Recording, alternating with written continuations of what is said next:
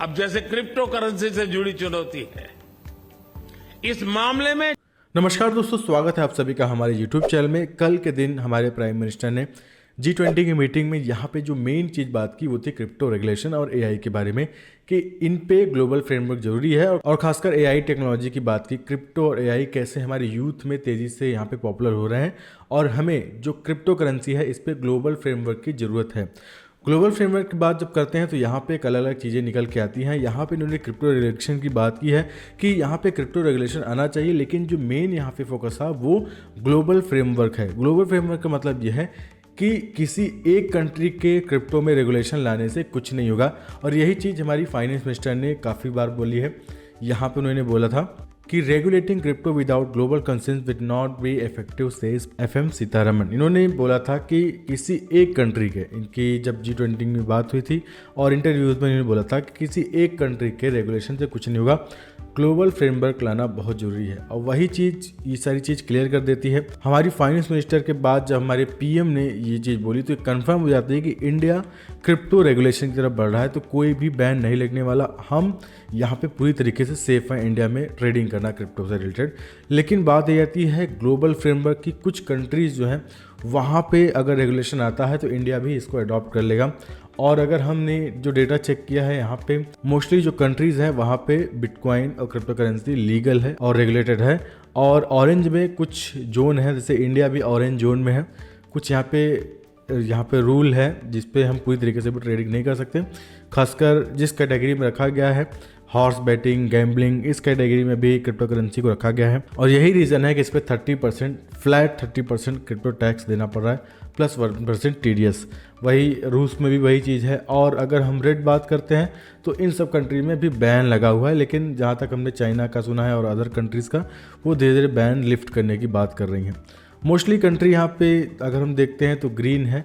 और मेन जो चीज़ है, हमें जैसे यूनाइटेड स्टेट हो गया, कनाडा हो गया, ये जो कंट्रीज़ हैं ये जब रेगुलेट कर देंगे और चाइना में जब बैन लिफ्ट हट जाएगा, मतलब जहाँ पे बात हो रही है चाइना में कि वो बैन हटाएंगे, रशिया में भी यही बात हो रही है, ऑरेंज जोन से ग्रीन जोन में करेंगे और रेगुलेशन की बात हो रही है।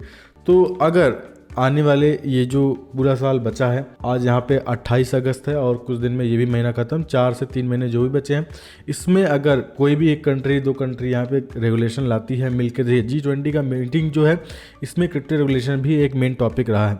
तो ये जो पूरा सर्कल चलने वाला है, तो आई होप ये जो 2023 का आखिरी महीना होगा या फिर 23 का एंड होगा, हम ये सोच सकते हैं जब विंटर सीजन में पार्लियामेंट का मीटिंग होगा तो वहाँ पे क्रिप्टो रेगुलेशन की बात होगी। और हो सकता है इंडिया में क्रिप्टो रेगुलेशन आए, क्योंकि जो इंडियन गवर्नमेंट है वो ज़्यादा फोकस कर रही है क्रिप्टो पे। अब तो ये हो गया, हमारी फाइनेंस मिनिस्टर ने बोला और हमारे PM ने बोला कि क्रिप्टो रेगुलेशन बहुत ज़रूरी है। और अगर आपने ये वीडियो नहीं देखा तो वीडियो आप दोबारा देख सकते हैं। अब जैसे क्रिप्टो करेंसी से जुड़ी चुनौती है, इस मामले में ज्यादा से ज्यादा इंटीग्रेटेड अप्रोच की जरूरत है।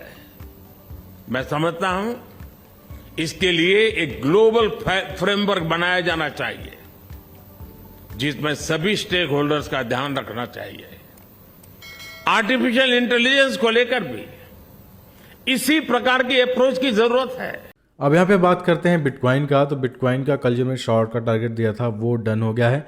अब इसको हम डिलीट करते हैं। अगर हम जो लोग लॉन्गर फ्रेम की बात करते हैं, वीकली टाइम फ्रेम में देखते हैं तो बिटकॉइन अभी भी बुलिश है। बिटकॉइन में कोई प्रॉब्लम्स यहाँ पे देखने को नहीं मिल रही है। वीकली टाइम फ्रेम में अगर हम बिटकॉइन की देखते हैं तो ये जो करेक्शन है ये इस एरिया में पूरा कंप्लीट हो चुका है। अब ये ऊपर की तरफ जाएगा तो बिटकॉइन 32,000 35,000 इस एरिया पे जाते हुए दिख सकता है। हो सकता है इसको भी क्रॉस कर दे और उसके बाद करेक्शन आएगा तो हम अलग चीज़ देखेंगे करेक्शन आएगा कितना जाएगा।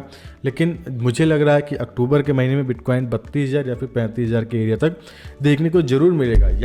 यहाँ पे जो हिस्टोरिकल डेटा रहा है अक्टूबर का वो बेहतरीन रहा है और बिटकॉइन ने इस महीने हर साल के अक्टूबर महीने में अच्छा प्रॉफिट दिया है। सितंबर का उतना अच्छा नहीं रहा है, हमने नोटिस किया है। मोस्टली इसमें रेड ही रहा है और इसीलिए हम उम्मीद करते हैं सितंबर के महीने में ये साइड वेज में चलेगा और थोड़ा बहुत हो सकता है इसमें विक देखने को मिले और फिर उसके बाद डंप हो जाए और ये साइड वेज में चलेगा।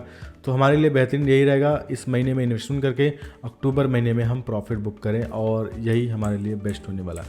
ये तो वीकली टाइम फ्रेम की बात हो गई, जहाँ पे अब हम बात करते हैं डेली टाइम फ्रेम पे, तो डेली टाइम फ्रेम पे भी ये अभी भी बुलिश है। ये करेक्शन ये कंप्लीट हो चुका है, जितना हमने करेक्शन देखा था वो करेक्शन हो चुका है। यहाँ पे बिटकॉइन का करेक्शन का एरिया लगभग इस टाइम फ्रेम भी कंप्लीट है और इसमें भी हम बुलिश हैं और प्रॉपर सपोर्ट मिल गया है। 25 से 26 हज़ार का जो एरिया है वो बिटकॉइन को एक सपोर्ट मिल गया है। तो बिटकॉइन मेरे हिसाब से अब जो अगस्त ख़त्म है, सितंबर का महीना होने वाला है, बेस्ट है।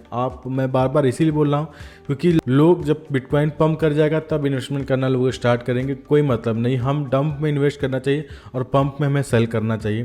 जब बिटकॉइन में पंप आ जाएगा 30,000 35,000 चला जाएगा, लोग उस समय बाय करेंगे। फिर जब डंप आएगा तो 3-4 महीने होल्ड करेंगे। तो हमेशा डंप में बाय करना चाहिए, ये मेरी बात हमेशा अपने दिमाग में रखिए।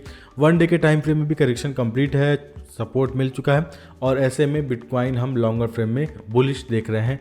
डेली के टाइम फ्रेम में अगर बात करें तो साइडवेज में है। ऐसे में हम बहुत ज़्यादा इसमें वॉल्यूम नहीं है और ये जो महीना है इसमें भी साइडवेज में चलने वाला है, तो स्कैल्पिंग के लिए ठीक है। बाकी अदर बिग मूवमेंट के लिए अगर कोई बड़ी न्यूज़ आती है तो ठीक है, नहीं तो ऐसे साइडवेज में बिटकॉइन चलने वाला है।